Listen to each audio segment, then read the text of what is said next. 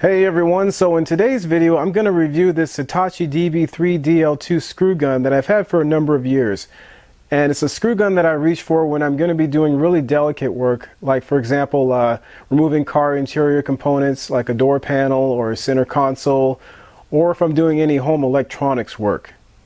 So let's take a look at the tool's case first, because in my opinion that tells you a lot about the tool inside the case and its quality. So we've got a nice grain here, so that if we drop the tool on the ground it'll skid nicely and not get really scarred up. I also love the Hitachi embossed logo on the top. It looks really nice.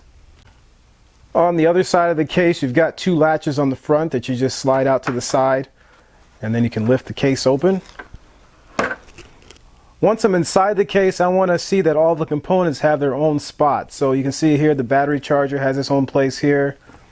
There's the additional battery there, the tool with the battery and the handle here, and then there is a Phillips #1 bit here.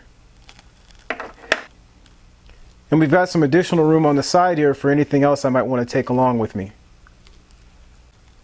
Also, the plastic inside the case is very solid, so there's very minimal chance you're going to have any sort of cracks or punctures develop. Alright, so let's take a look at the gun now. I'm going to start at this end of the gun and work my way to the back. So on the front it uses 1/4" bits.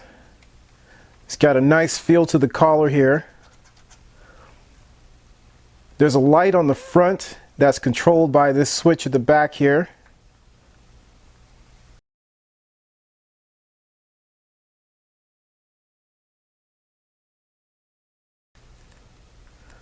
So it is not actually controlled by the trigger. If you hit the trigger, the light does not come on.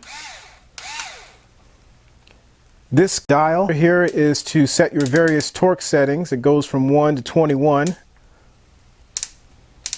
And then there's also a drill setting there. You've got your low and high speed settings. And then I just talked about the trigger.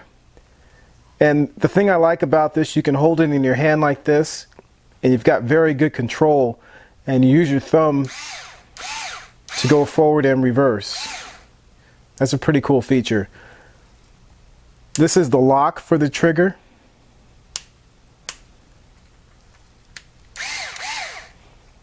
And then the handle has this really unique design to it, where you can have it in this almost like gun position, and then you can also turn it straight like that. That's a really cool feature for when you're trying to get into really tough spots. And I will say that is very solid. Once you're in that position there, it stays. And then if you want to flip it that way, you just flip it over. It's got a nice spring to it. The handle has a really nice feel to it. It's not too hard, it's not too soft. It's got almost kind of like a rubbery grip to it. And the thing I like about this handle is not worn away. A lot of tools, you know, the handles wear away over time if they're really too soft. This actually has a really nice feel, and it's still in pretty good shape. Then down here, you use your index finger and your thumb to remove the battery. Battery comes out like that.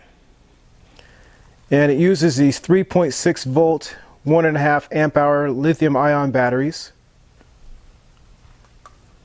Just slide it back in. Nice snap there. So very solid tool. That's the thing I like about it. Everything about the feel of this tool is very solid and very good quality. The kit includes 2 batteries and a charger. The charger has a standard plug on it. So we'll just plug that into the wall, and then just set the battery and the charger like that. And it takes about a half hour to charge these batteries at 68 degrees Fahrenheit. So if you're in a colder environment, it's going to take a little bit longer. One thing that's mentioned in the instructions is that because they are lithium ion batteries, you want to charge them before they go completely dead, and that prolongs the life of the batteries. And the charging light has shut off since the battery is now fully charged. So I'm going to do a really quick demonstration here.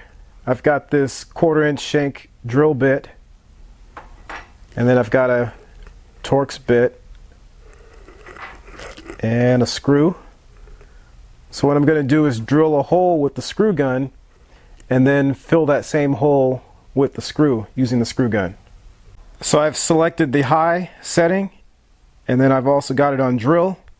I'm going to go ahead and insert a drill bit. Pull back on the collar there. That's in nice and tight.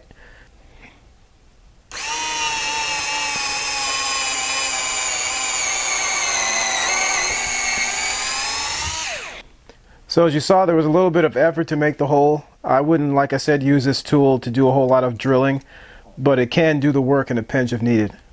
Okay, so I'm going to go ahead and insert a screw in that same hole. I've got this set on low now. Selected 13 here. And then I've got a Torx bit here.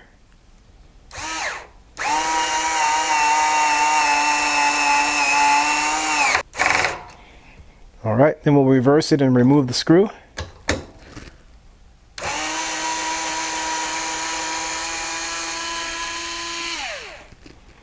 And that's it. So a couple negatives on this tool I would say is this selector actually can be set right between the high and the low, and then it's not really in gear.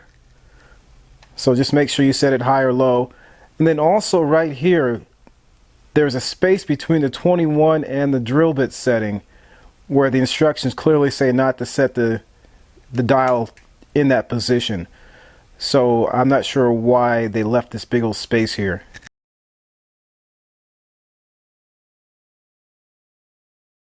So on the DIY Apprentice wrench rating scale, I'm going to give this tool a 4.5 out of 5. If you keep in mind that this tool is meant for light duty use, it's not really meant for heavy duty construction. It really fulfills that purpose pretty well. Thanks for watching, and don't forget to like and share the video and subscribe to the channel, and stay tuned for future videos. Visit our website at DIYapprentice.com.